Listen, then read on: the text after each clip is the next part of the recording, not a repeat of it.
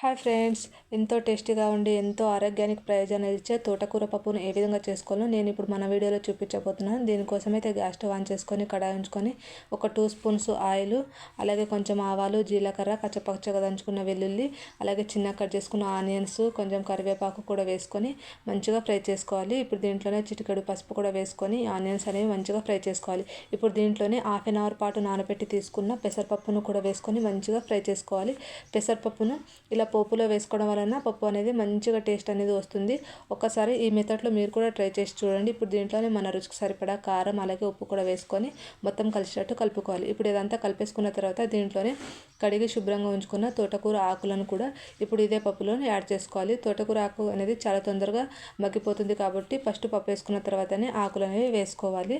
ఇప్పుడు ఈ ఆకు కూడా వేసుకున్న తర్వాత మొత్తం కలిపేసుకోవాలి. చాలా సింపుల్గా, చాలా ఈజీగా అయిపోతుందండి. ఒక్కసారి మీరు కూడా ట్రై చేసి చూడండి. ఇప్పుడు ఒక 5 మినిట్స్ పాటు మూత పెట్టి మంచిగా మగ్గలింపాలి.